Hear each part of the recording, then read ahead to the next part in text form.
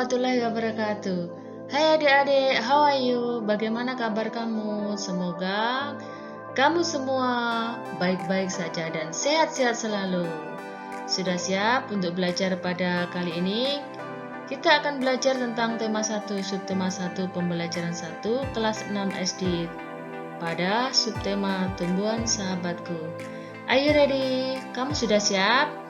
Yuk kita simak selanjutnya.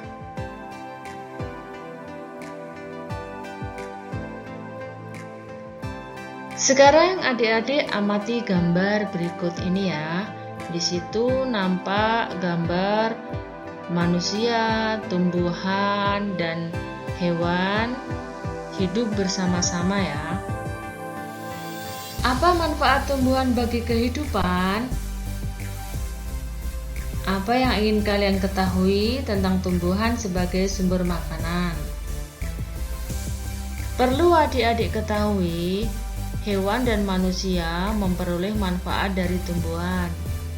Manfaat tumbuhan bagi manusia antara lain sebagai sumber energi bagi manusia, sebagai sumber vitamin untuk menjaga kesehatan tubuh, sebagai sumber oksigen untuk bernafas, sebagai pengikat air tanah, dan sebagai peneduh juga memperindah kehidupan di bumi.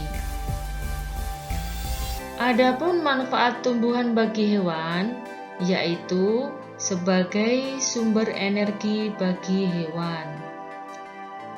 Tumbuhan merupakan sumber bagi kehidupan manusia dan hewan. Tumbuhan adalah produsen penghasil cadangan makanan dan sumber oksigen untuk bernafas dan melindungi bumi dari sengatan sinar matahari. Beberapa hal yang akan terjadi jika tidak ada tumbuhan adalah manusia dan hewan tidak memiliki sumber makanan, dan bumi akan gersang sehingga kehidupan akan berakhir.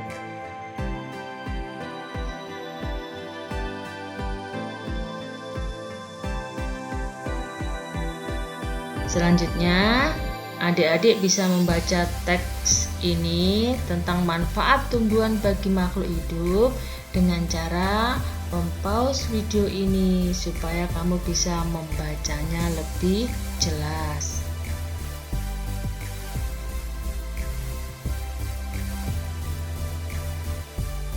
Setelah adik-adik mengetahui manfaat tumbuhan bagi kehidupan, selanjutnya kita akan belajar tentang bagaimana jagung berkembang biak. Perlu adik-adik ketahui, jagung merupakan salah satu tanaman yang dijadikan bahan makanan pokok di berbagai negara, salah satunya di Indonesia. Pernahkah kamu melihat proses pertumbuhan jagung mulai dari biji sampai menjadi buah? Kalau adik-adik perhatikan, seorang petani jagung yang mulai pembiakan tanamannya dengan menanam biji jagung. Jadi dimulai dari menanam buah atau bijinya ya. Setelah 3-4 hari, bakal tanaman akan muncul di permukaan tanah. Tanaman jagung akan terus tumbuh menjadi besar 3-3,5 bulan. Buah jagung dapat dipanen oleh petani. Buah jagung yang berbentuk seperti tongkol pada mulanya berupa sekuntum bunga ya. Buah jagung memiliki helai-helai rambut halus pada bagian ujungnya. Pada helai rambut tersebut terdapat tepung sari. Tepung sari akan terbawa angin ketika angin bertiup. Tepung sari yang terbawa angin sebagian akan jatuh di kepala putih yang terletak di bagian bawah bunga pada jagung yang lain. Nah, ketika itulah terjadi pembuahan. Setelah terjadi pembuahan, bunga jagung tersebut terus berkembang hingga menjadi buah jagung. Perkembangan itulah yang dapat diamati dari waktu ke waktu. Buah jagung akan siap dipanen ketika rambut jagung sudah berwarna kecoklatan dan bagian tongkolnya sudah mengering. Apabila buah jagung tersebut dikupas, akan memperlihatkan biji jagung yang kekuningan. Ingat, bagian yang dimakan oleh manusia adalah biji jagung, jangan daunnya ya, nanti keliru.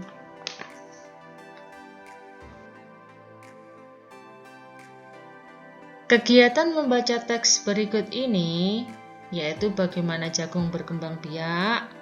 Adik-adik bisa mempause video ini. Di dalam teks ini ada beberapa paragraf yang nantinya adik-adik akan diajak untuk belajar menemukan ide pokok dan informasi penting dari bacaan ini.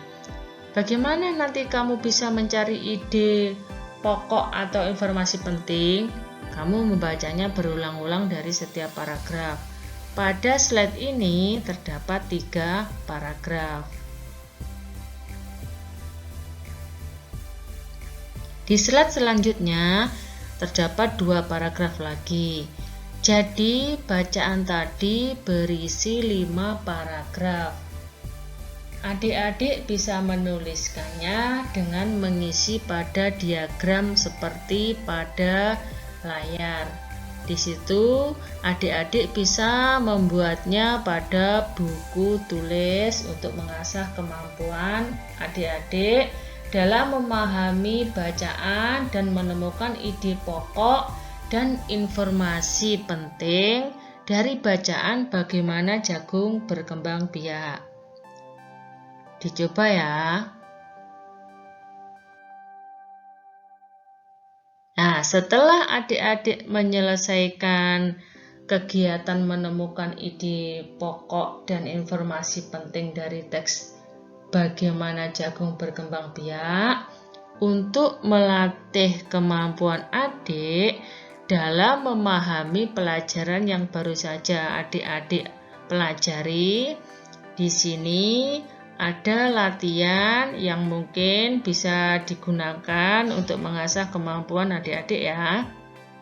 Latihan ini bisa adik-adik tulis di buku tulis kamu dengan cara mempause video ini ya, supaya kamu bisa menyalinnya.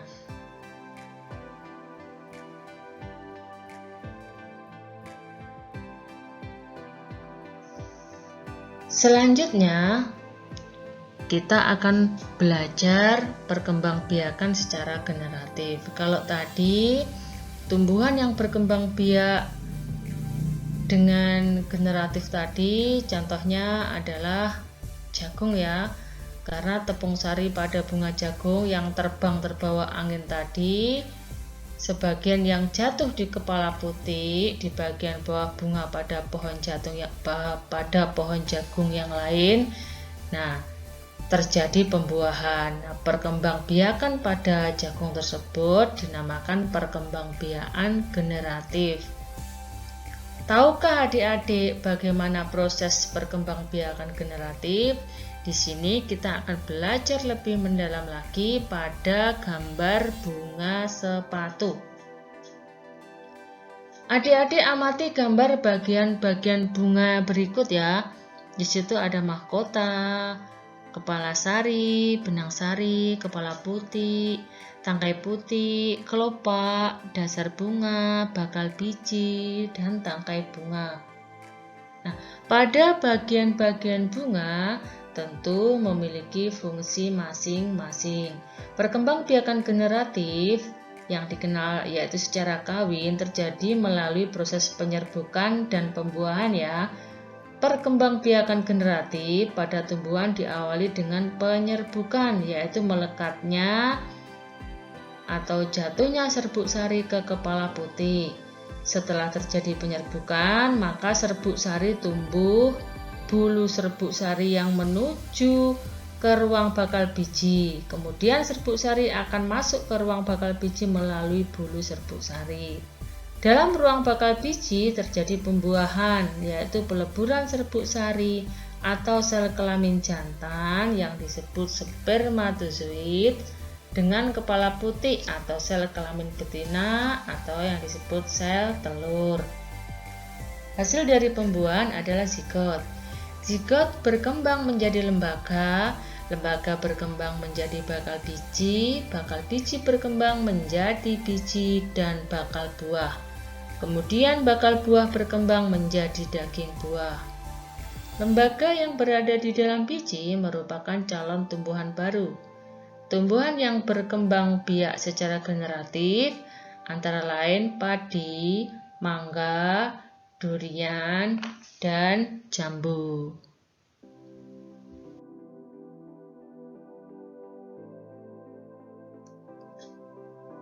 Adik-adik bisa membaca keterangan ini, rangkuman ini dengan cara mempause video seperti tadi ya. Jadi bisa dibaca berulang-ulang supaya bisa lebih memahami. Di sini juga dijelaskan berdasarkan asal serbuk sari, penyerbukan dibagi menjadi berikut. Penyerbukan sendiri, penyerbukan tetangga, penyerbukan silang, penyerbukan bastar. Sementara berdasarkan faktor penyebab terjadinya penyerbukan dibagi menjadi berikut. Penyerbukan dengan perantara angin, penyerbukan dengan perantara air, penyerbukan dengan perantara hewan. Sedangkan penyerbukan melalui perantara manusia, misalnya pada tanaman vanili.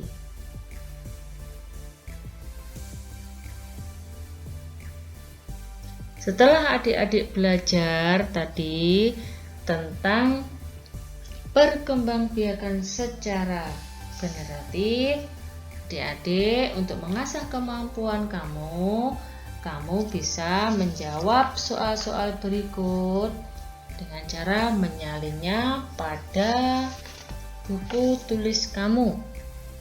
Selamat mengerjakan ya.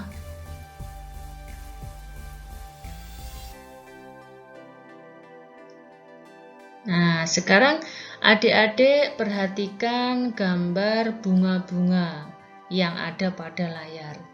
Bunga yang indah bukan hanya tumbuh di Indonesia ya.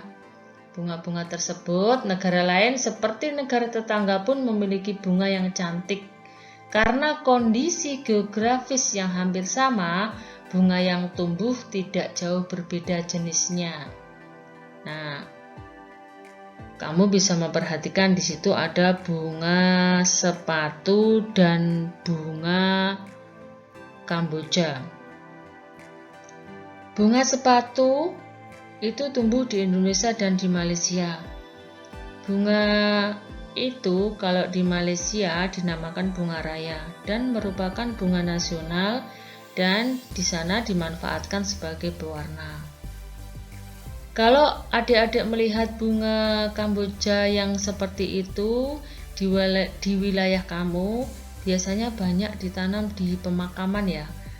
Kalau bunga Kamboja yang sering digunakan di Laos itu untuk upacara keagamaan dan penyambutan tamu. Di sana bunga Kamboja disebut dengan dor campa. Dari persamaan kondisi geografis tersebut, mereka menggabungkan diri dalam organisasi yang bernama ASEAN, yaitu Persatuan Negara-Negara Asia Tenggara yang anggotanya 10 negara. Nah, di situ nampak ada negara-negara yang tergabung dalam ASEAN. Ada Myanmar, Thailand, Kamboja, Singapura, Indonesia, Laos, Vietnam, Malaysia, Filipina, dan Brunei Darussalam. Kamu pasti pernah merasakan nyamannya hidup bertetangga. Nah, hal ini akan terasa saat semua keluarga saling mendukung, saling membantu, dan bekerja sama. Kenyamanan dalam bertetangga perlu diwujudkan karena setiap keluarga memiliki kepentingan yang sama. Nah, hal itu juga yang mendasari terbentuknya ASEAN. ASEAN adalah sebuah organisasi internasional yang beranggotakan negara-negara di kawasan Asia Tenggara. Negara-negara ini bersatu karena ada persamaan letak geografis, dan kemiripan budaya. Kepentingan yang sama dalam memajukan pertumbuhan ekonomi, sosial, budaya, serta menjaga keamanan kawasan menjadi dasar pertimbangan para tokoh-tokoh dunia pendiri ASEAN. Pada tahun 1967, ASEAN berdiri atas dasar Deklarasi Bangkok. Saat itu, tokoh-tokoh dari 5 negara yang terlibat dalam diskusi menjadi pencetus dan pendiri organisasi ini. Adapun 5 negara yang menjadi anggota pertama ASEAN di tahun 1967 adalah Indonesia yang diwakili oleh Adam Malik, Malaysia yang diwakili oleh Tun Abdul Razak, Thailand diwakili oleh Tanat Goman, Singapura diwakili oleh S. Raja Ratnam, sedangkan Filipina diwakili oleh Narciso Ramos.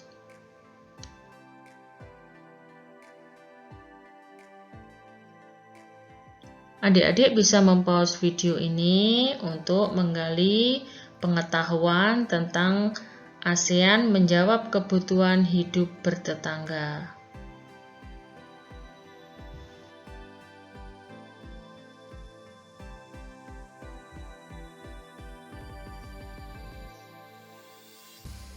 Selanjutnya adik-adik, kita akan belajar tentang kehidupan sosial budaya masyarakat ASEAN. Yang pertama pada Brunei Darussalam. Kampung Ayer. Di Brunei terdapat desa terapung yang disebut Kampung Ayer. Nah, pada tahun 1400, Kampung Ayer sempat menjadi pusat pemerintahan. Saat itu banyak penduduknya yang memiliki perahu pribadi dan disimpan di bawah rumah apung mereka. Budaya Brunei banyak dipengaruhi oleh ajaran Islam. Mayoritas penduduknya orang Melayu. Brunei Darussalam. Brunei berasal dari kata Nah baru yang diucapkan oleh Awang Alak Batatar, penemu negara ini. Sedangkan Darussalam artinya tempat yang damai atau rumah keamanan. Dalam percakapan, menunjuk dengan jari telunjuk dianggap kasar. Secara tradisional, orang Brunei tidak berjabat tangan dengan sesama jenis. Melepaskan sepatu adalah kebiasaan umum orang Brunei sebelum memasuki rumah orang lain. Nah, itu adalah kehidupan sosial budaya pada Brunei Darussalam. Selanjutnya, kamu bisa membaca kehidupan sosial di negara-negara lain seperti Malaysia. Kamu bisa mempause video ini. Nah, pada slide ini dijelaskan tentang kehidupan sosial budaya pada negara Filipina, Kamboja, Myanmar, Vietnam. Seperti tadi ya, kamu bisa mempause video ini untuk membaca lebih jelas lagi. Pada slide ini, kamu masih belajar tentang kehidupan sosial budaya pada masyarakat ASEAN, yaitu pada negara Laos, Singapura, Thailand. Di pause videonya ya, supaya bisa dibaca lebih jelas untuk mengetahui menggali informasi tentang kehidupan sosial budaya pada negara-negara yang tergabung dalam ASEAN.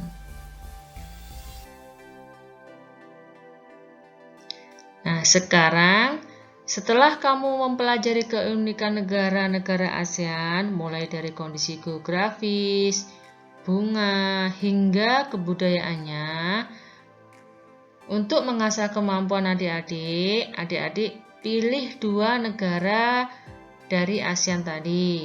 Cari persamaan dan perbedaan karakteristik dari 2 negara tersebut, mulai dari bunga atau tumbuhan yang menjadi ciri khas negara, kondisi sosial budaya mereka, dan menuliskannya, memasukkannya ke dalam diagram seperti contoh di bawah ini. Pada sisi kiri dan kanan, kamu masukkan perbedaannya ya dari negara yang kamu pilih. Sedangkan pada tengah-tengahnya, kamu masukkan persamaan dari kedua negara tersebut. Demikian tadi pelajaran yang bisa saya sampaikan pada tema 1, subtema 1, pembelajaran 1. Semoga bermanfaat untuk adik-adik. Mohon maaf apabila ada kesalahan atau kekurangan. Jangan lupa like, comment, subscribe, dan klik tanda lonceng supaya kamu tidak ketinggalan video ini. Sampai ketemu lagi pada pembelajaran berikutnya. Terima kasih.